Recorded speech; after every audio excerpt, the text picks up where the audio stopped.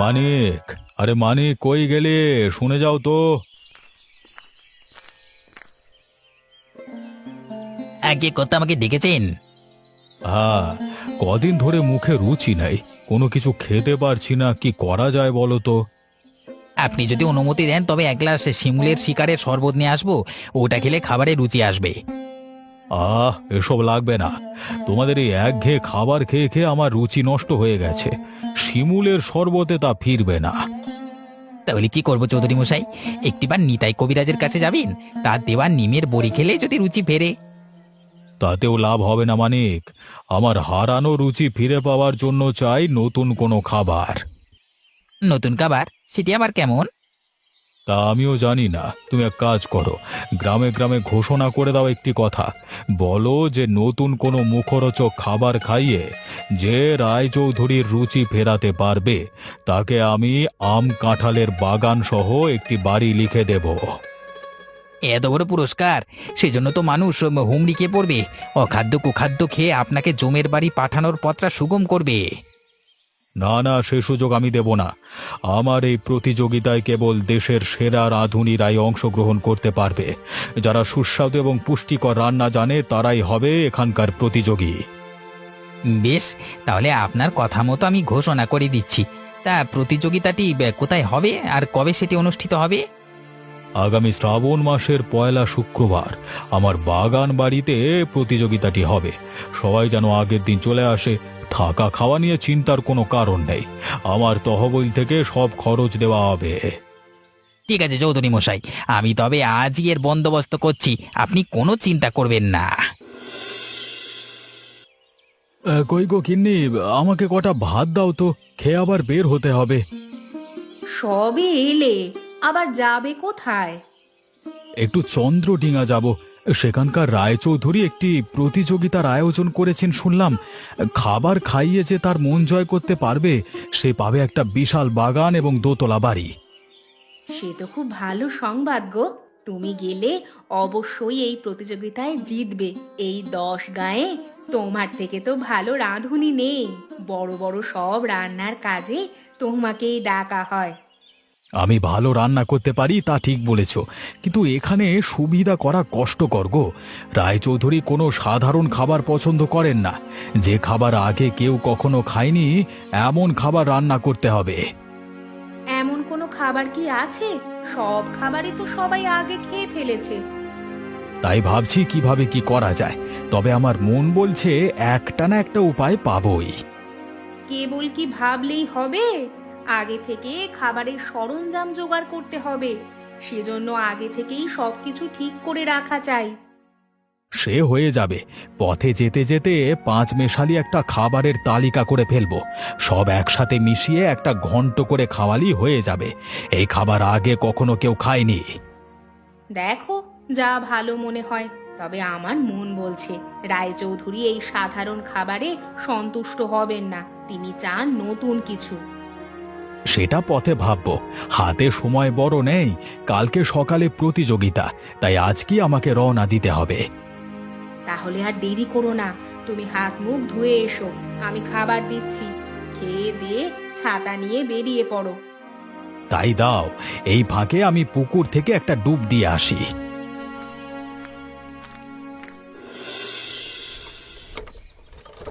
ও বাবা, শহর আর কত দূর? আরো 3 ক্রোশ পথ বাকি বাবা। 3 ক্রোশ কত দূর? এই ছেলেকে নিয়ে কোথাও বের হওয়া বিপদ। প্রশ্ন করে করে মাথা খেয়ে ফেলে। ও বাবা, বলো না আর কত দূর শহর? সামনে দেখেছো গাঁটি? সেটি পার হলে এরকম আরো কয়েকটি গাঁ পড়বে, তারপর শহর পাবে। তাহলে তো আর বেশি দেরি নেই। আচ্ছা বাবা, শহর থেকে আমরা ফিরবো কখন? শহরের কাজগুলো মিটিয়ে ফিরে আসবো। তবে বোধ করি বিকেলের আগে আগে রওনা দিতে পারবো। মা বলেছিল ফেরবার সময় ইলিশ নিয়ে যেতে হবে। ও কথা কিন্তু তুমি ভুলো না। না না, সে কথা আমার মনে আছে। ফেরবার পথে ঠিক ইলিশ নিয়ে ফিরবো। ডিম দেখে ইলিশ মাছ কিনবে বাবা। মা বলেছে ইলিশের ডিম দিয়ে পাতুরি বানাবে। কিনবো বাবা, কিনবো। আগে শহরে তো যাই। আরে আসবার সময় দেখে শুনে কিনে নিয়ে আসবো।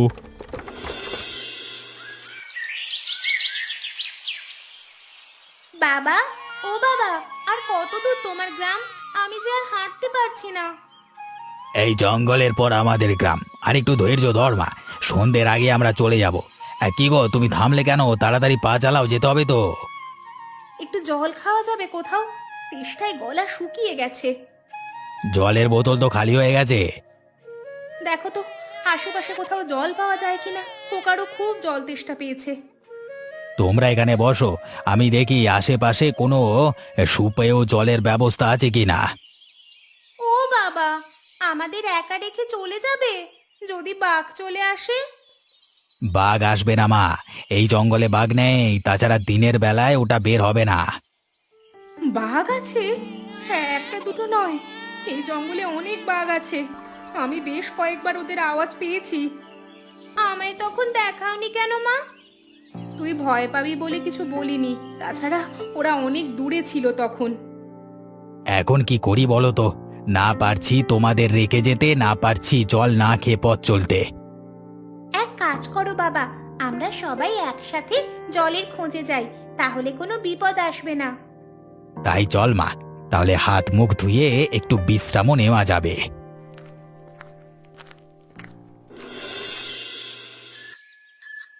কত বড় ইলিশ কিনেছি দেখ বাবলু, বেশ কয়েকদিন এই মাছ খাওয়া যাবে।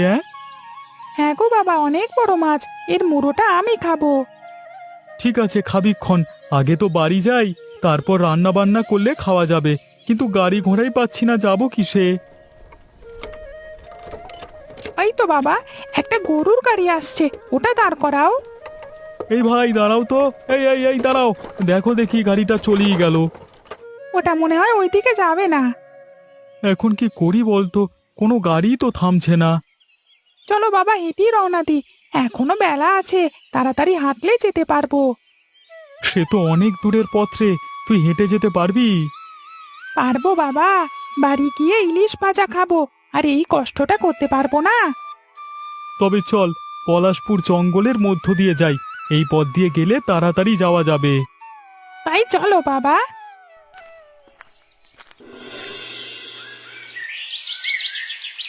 হ্যাঁ গো, দেখতে দেখতে বিকেল হয়ে গেল তো, উঠবে না তোমরা? এখন রওনা না দিলে যে পৌঁছাতে পারবো না।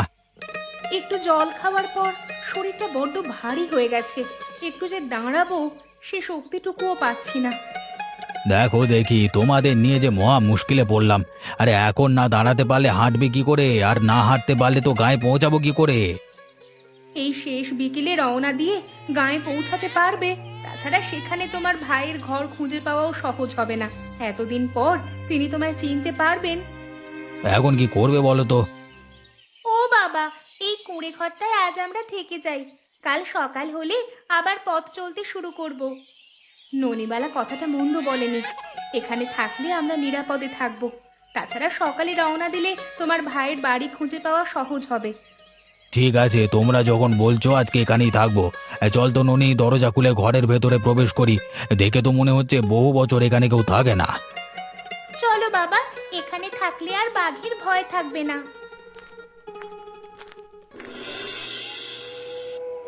দেখো দেখি, সকাল দেখে বাড়ি থেকে বের হলাম, পলাশপুর জঙ্গলে আসতে না আসতে সন্ধে হয়ে গেল। এখনো আরো অর্ধেক পথ বাকি, রাতের মধ্যে এই পথ যাব কি করে? তার চেয়ে বড় কথা, এই জঙ্গলে বাঘের উপদ্রব আছে, অন্ধকারে বাঘের সামনে গিয়ে পড়বো কি না কে জানে। না না, একা রাতে এই জঙ্গল পার হওয়া যাবে না, আমাকে একটা নিরাপদ আশ্রয় খুঁজে বের করতে হবে।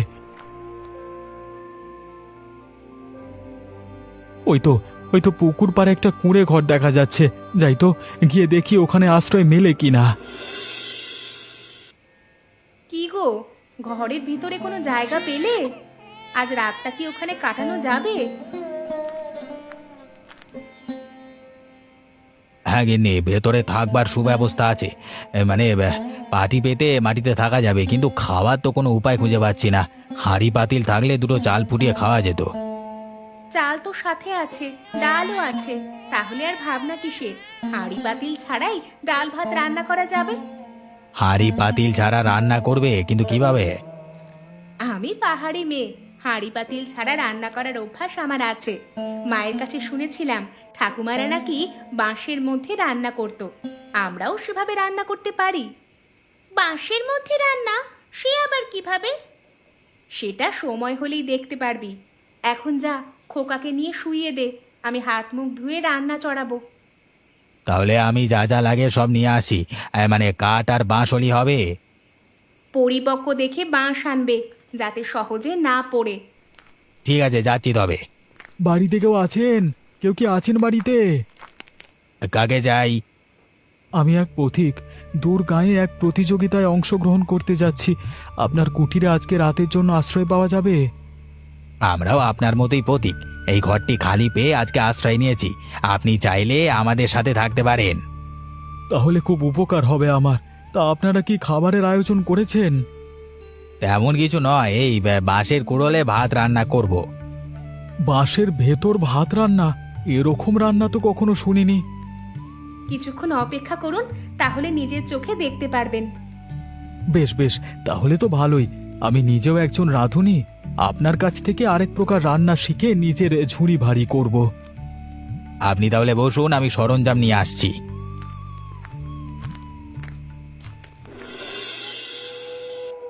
ও বাবা, হাঁটতে হাঁটতে তো রাত হয়ে গেল, এখন বাড়ি যাব কিভাবে?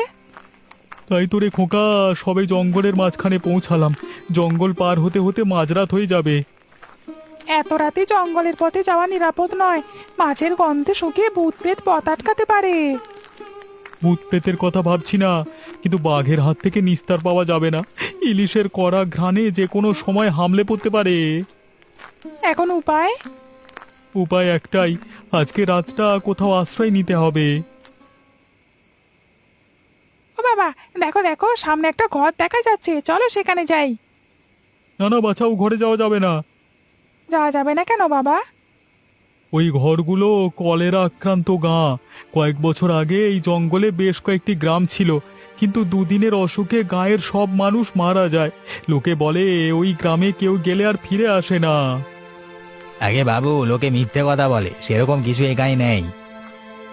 সে কি, আপনি কে? আমি এক প্রতীক, এই গায়ে আশ্রয় নিয়েছি। ওই আমাদের তো কোনো সমস্যা হয়নি। বিপদ কি আর বলে কয়ে আসে? হুট করেই চলে আসতে পারে। না মশাই, বাঘের বিপদ বলেন কিংবা ভূতের বিপদ, এখানে আমরা সম্পূর্ণ নিরাপদ। আরেক ভদ্রলোকও আমাদের সাথে এসে যুক্ত হয়েছেন। ও বাবা, চলো আজকে রাতটি ওনাদের সাথে থেকে যাই, কালকে সকাল হলে আবার বাড়ির পথে রওনা দেব। তা না হয় থাকবো, কিন্তু এই মাছটার কি গতি করব বলতো? আজকে রান্না না করলে যে পচে যাবে। ও ব্যবস্থা আমরা করব। আমার গিন্নি ভাত রান্না করবে, সাথে মাছ ভাজিও, তাহলেই হয়ে যাবে। যদি আপনি রাজি হন তবে আমার সাথে আসতে পারেন। রাজি না হয়ে উপায় আছে? এখানে থাকলে বাঘের পেটে যেতে হবে, তার চেয়ে আপনাদের সাথে গিয়ে মাছ ভাজি খাওয়া যাবে। হ্যাঁ, কি মজা কি মজা, আজকে খাবো ইলিশ ভাজা।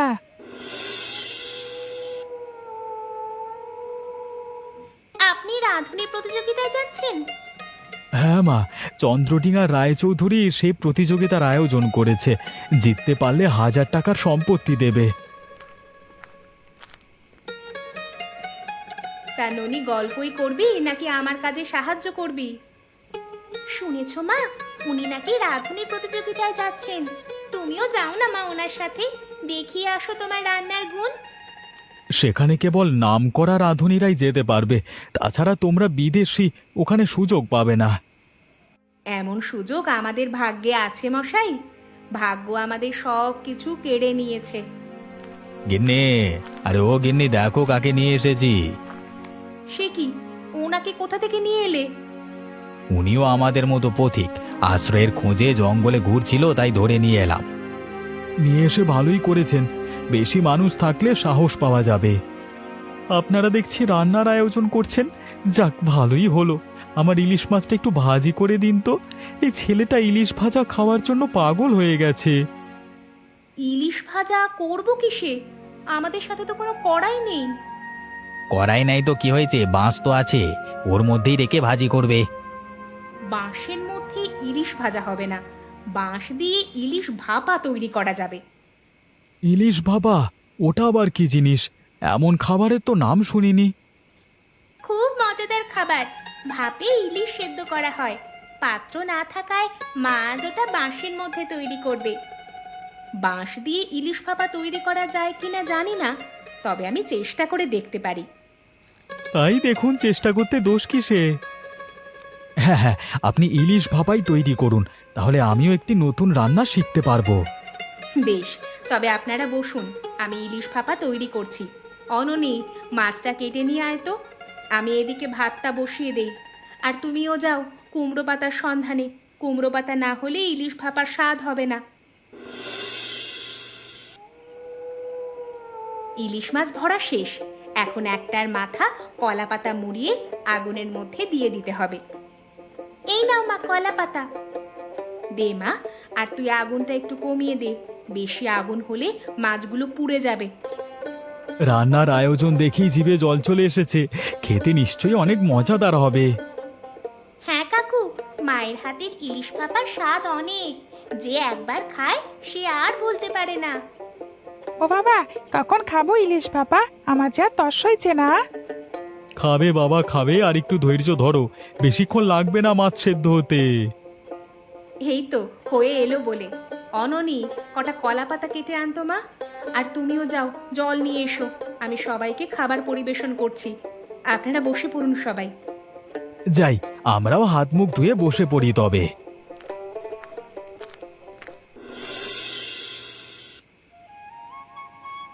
তেমন কিছু আর করতে পারিনি। সাদা ভাত আর ইলিশ ভাপা দিয়েই খেতে হবে।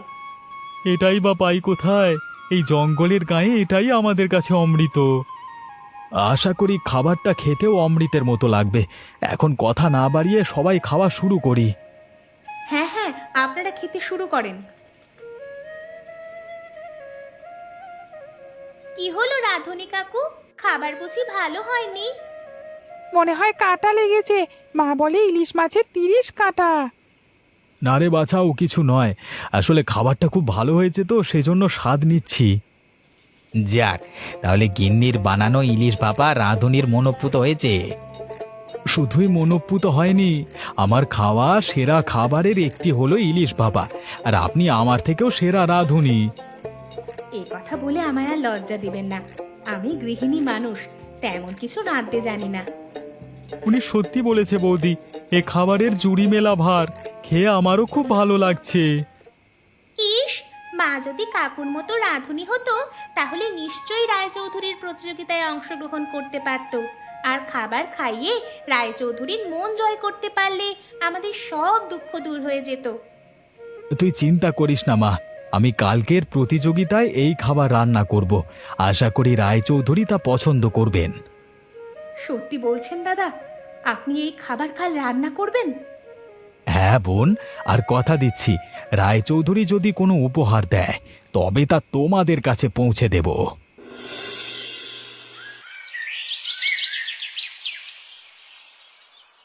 সকাল হয়ে গেছে, আমাদের এখন যাত্রা শুরু করতে হবে। হ্যাঁ মশাই, আমিও বেরোবো। বাড়ির সবাই নিশ্চয়ই খুব চিন্তা করছেন। চলুন তবে যাওয়া যাক, আমরা তো এক পথেই যাব। ঠিক আছে কাকু, সাবধানে যাবেন। আর বাবলু, তুমিও ভালো থাকবে। যাই দিদি, আমার কথা মনে রেখো। মানিক, সবাই এসেছে দেখছি। তুমি প্রতিযোগিতা শুরু করবার ঘোষণা দাও। যে সবার মজাদার রান্না করতে পারবে সেই হবে বিজয়ী। এই দাঁড়ান দাঁড়ান মশাই, আমি এখনো আসিনি, দয়া করে আমাকে একটু সুযোগ দিন। ওকে, এত দেরিতে এসেছে কেন? ও রূপনগরের রাঁধুনি গোপাল, দেরি হয়েছে কেন তোমার গোপাল? সে পরে বলবো, আগে আমার রান্নাটা রাঁধতে দিন। ঠিক আছে, ও জায়গায় উনুন আছে, তুমি গিয়ে শুরু করো। শুধু উনুন নয়, আমার দরকার কাঠের কয়লা। সে আমি জোগাড় করে দিচ্ছি, তুমি গিয়ে প্রস্তুতি নাও।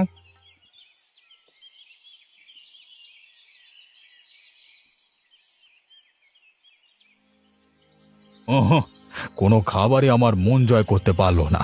সব খাবার গতানুগতিক। নতুন কোনো খাবার কি কেউ রাঁধতে পারে না? আমি রেঁধেছি চৌধুরী মশাই। কোথায় তোমার খাবার? ওই যে বাঁশটি দেখছেন, সেটি আমার রান্না করা খাবার। কি, তুমি আমাকে বাঁশ খেতে বলছো? এখানে রসিকতা করতে এসেছো তুমি? জানো আমি তোমাকে কি করতে পারি? যা ইচ্ছে করবার তা পরে করবেন, আগে বাঁশটি ফাটিয়ে এর ভেতরে যে খাবারটি আছে তা খান। এটা নতুন খাবার মনে হচ্ছে চৌধুরী মশাই, এই খাবার আগে কখনো দেখিনি। বেশ, তবে খেয়ে দেখি। সুস্বাদু হলে তুমি পাবে আমার বাগান এবং বাড়ি। কেমন মনে হলো চৌধুরী মশাই, খাওয়া যায়? ওহে গোপাল, কথা বলো না, আগে আমাকে খেতে দাও। খেয়ে খেয়ে সব শেষ করে ফেললেন তো, তার আগে কেমন হয়েছে সেটা বলুন। চিন্তা করো না গোপাল, তোমার রান্না চৌধুরী মশাইয়ের পছন্দ হয়েছে, সেই জন্যই তো এইভাবে চেটেপুটে খাচ্ছে। ঠিক বলেছ মানিক, আজকের সেরা রান্না হয়েছে এই খাবারটি, তাই আমি গোপালকে বিজয়ী ঘোষণা করছি। মানিক, ওকে ওর সম্পত্তি বুঝিয়ে দাও। যদি অনুমতি দেন তো একটা কথা বলবো চৌধুরী মশাই। বলো বলো বলো। আসলে এই রান্নাটি আমি এক দরিদ্র মহিলার কাছে শিখেছি, তিনি তার পরিবার নিয়ে খুব কষ্টে আছেন। আপনি যদি উপহারটি তাকে দেন তাহলে আমি খুশি হব। তোমার মহানুভবতায় আমি মুগ্ধ হলাম গোপাল। ওদের নাম বলো, আমি ওদের হাতে উপহারের সম্পত্তি বুঝিয়ে দেব। লোকটির নাম কালীচরণ আর তার স্ত্রীর নাম জয়া। মানিক, আজ এই কালীচরণকে খুঁজে বের করো, সেই হলো আমার বাগান বাড়ির নতুন মালিক। আর আমার পক্ষ থেকে গোপালকে 10,000 টাকা উপহার দাও।